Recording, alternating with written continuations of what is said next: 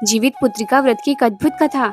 आइए श्रवण करते हैं। आज हम सुनने जा रहे हैं एक ऐसी कथा जो सिर्फ एक कहानी नहीं है, बल्कि माँ की ममता और त्याग का जीवित प्रतीक है। यह कथा हमें सिखाती है कि माँ की शक्ति से बड़ा कोई देवता नहीं। उसकी प्रार्थना, उसका व्रत मृत्यु तक को रोक सकता है। बहुत समय पहले गंगा के तट पर बसे एक छोटे से राज्य में रानी शैव्या नाम की महारानी रहती थी। रानी शैव्या बहुत ही धार्मिक, पतिव्रता और तपस्विनी स्वभाव की थी। उनकी संतान नहीं थी और यही उनकी सबसे बड़ी चिंता थी। हर दिन वे नदियों के किनारे जाकर देवताओं से संतान की कामना करती। उनकी तपस्या से प्रसन्न होकर अंततः उन्हें एक सुंदर पुत्र रत्न की प्राप्ति हुई। राज्य में हर्ष की लहर दौड़ आई। उस बालक का नाम रखा गया राजकुमार वीर्यसेन। बालक बड़ा ही तेजस्वी, साहसी और धर्मपरायण निकला। लेकिन प्रिय भक्तों, जैसा कि शास्त्र कहते हैं, जहाँ सुख होता है वहीं दुख की आहट भी होती है। राजकुमार के जन्म के समय ही एक ज्योतिषी ने भविष्यवाणी की थी, यह बालक 16वें वर्ष में भयंकर रोग से पीड़ित होकर मृत्यु को प्राप्त होगा। यह सुनकर रानी शैव्या का हृदय टूट गया, लेकिन उन्होंने मन ही मन संकल्प लिया, मैं अपने पुत्र को मृत्यु के मुख में नहीं जाने दूंगी। मैं हर संभव साधना करूंगी, व्रत करूंगी, तपस्या करूंगी और यदि आवश्यकता पड़ी तो मृत्यु से भी लड़ जाऊंगी। पुत्र का रोग और माँ का संकल्प। समय बीतता गया। राजकुमार वीरसेन बड़ा हुआ। वह सभी विद्याओं में निपुण हुआ। राज्य के लोग उससे अपार स्नेह करते थे।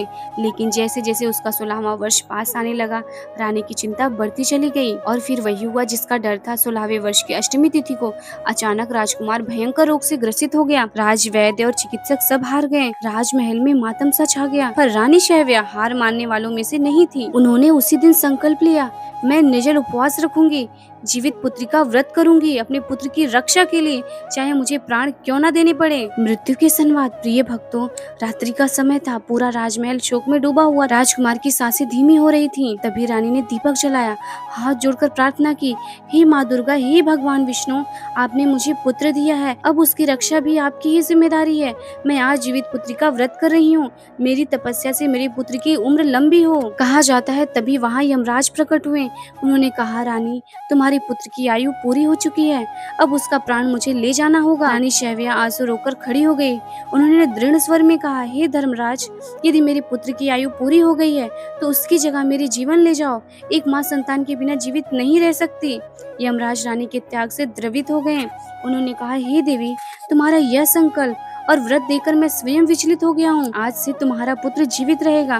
तुम्हारे व्रत और तपस्या से यह बालक दीर्घायु और निरोगी होगा। और जैसे ही यमराज ने आशीर्वाद दिया, राजकुमार की सांसें सामान्य हो गई।